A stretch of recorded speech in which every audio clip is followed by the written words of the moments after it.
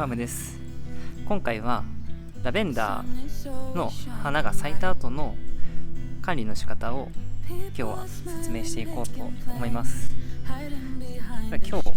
使う株をまず紹介したいと思います。で今回使う株がこちらのラベンダーの株になります。前回の動画で変な形をしたラベンダーをきれいに仕立てるという動画を出させていただいたんですけども、実際に挿し木をした後のラベンダーをここまで仕立ててきれいに咲かせることができました。でこの咲いた後の株の管理としては、まずこの咲いてきた花を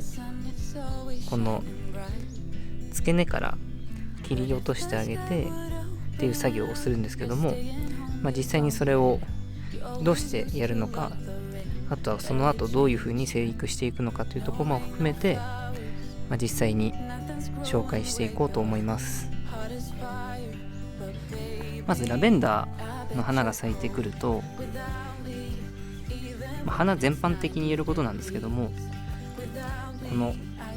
この株に栄養がいくんではなくて、花を咲かせるために栄養を使うような流れになってしまうので、この花、特にラベンダーの場合だとドライフラワーとかポプリにもできるので、だいたいこの咲き具合的には9分咲きぐらい、このぐらいを目安に咲いてきたらこの花を切ってあげると、この花が開いてしまうとですね、ポロポロドライフラワーにしてもゴミが出たりとか、この花の紫の部分が落ちてしまったりするので、このぐらいの大きさで花を摘んであげるのが一番ベストかなと思います。実際に花を摘んでいくんですけども、やり方としては、このステムと言われるこの花首の部分の下に折ってってもらって、そうすると最初の脇芽があるんですけども、ちょっと寄せますね。今ちょっと寄せたんですけども、花をこうたどってって、そうするとちょうどここが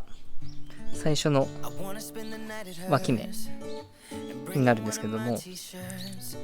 ここを残してこの付け根から切り落としてあげると、よいしょ、こ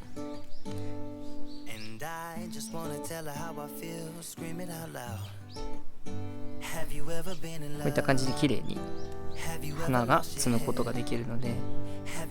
これはちょっと一旦置いといて、残った脇芽を見てほしいんですけども、これかな、これが残った脇芽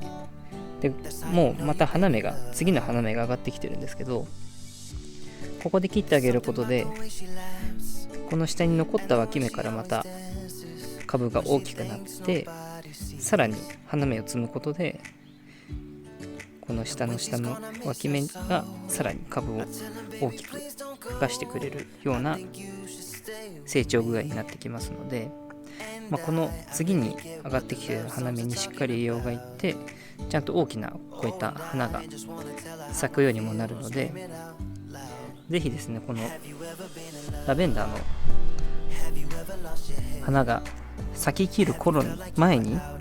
この花摘みをしてあげるといいかなと思います。そうするとこのラベンダーの花もこうスワッグとかドライフラワーにして、香りをずっと楽しむこともできるので、ぜひこれをやってほしい作業になります。では実際にこの株を全部花芽を摘んでいこうと思います。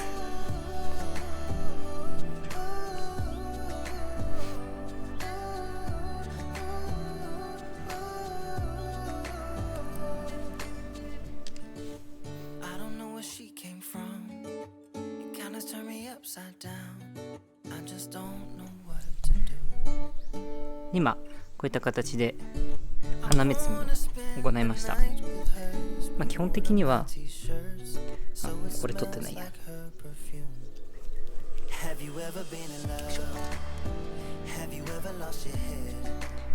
すいません。基本的には、先起こっちゃいそうな花を狙って順番にこういうような感じで切ってあげるのが一番いいかなと思います。まだこう咲いてきてないラベンダーの花は、残してあげて、またこれは多分来週1週間から10日ぐらいすると、このぐらいの花に成長してくると思いますので、その頃にはまたこの下から吹いてる次の花芽がこのぐらいの大きさになって、また摘むような感じで順番にどんどん花芽が上がってきたところを切っていけば大丈夫かなと思います。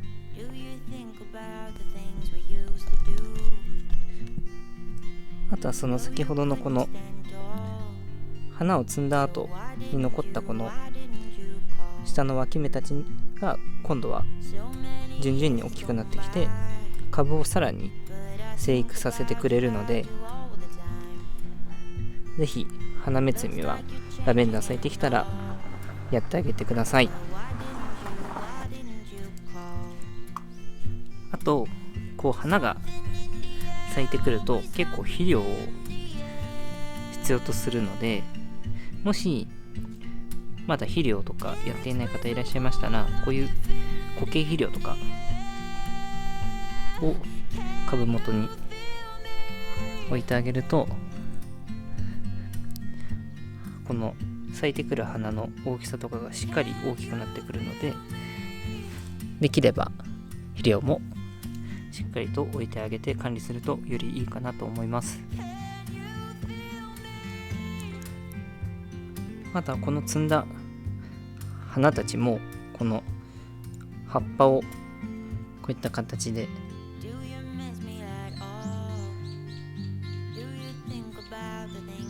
取ってあげて、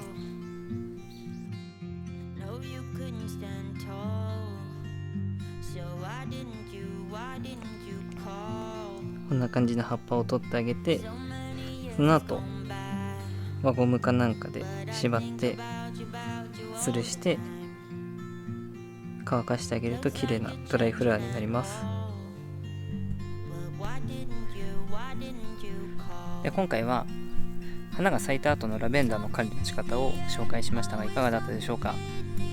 さっきの株だとまだそんなに大きくなくて、多分1年2年とかけてこういう風に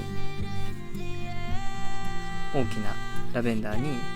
年々成長していってくれると思います。そのためにも花摘みとか肥料をあげるとか、ちょっと細かい管理をしてあげると、しっかりとこんな感じで綺麗に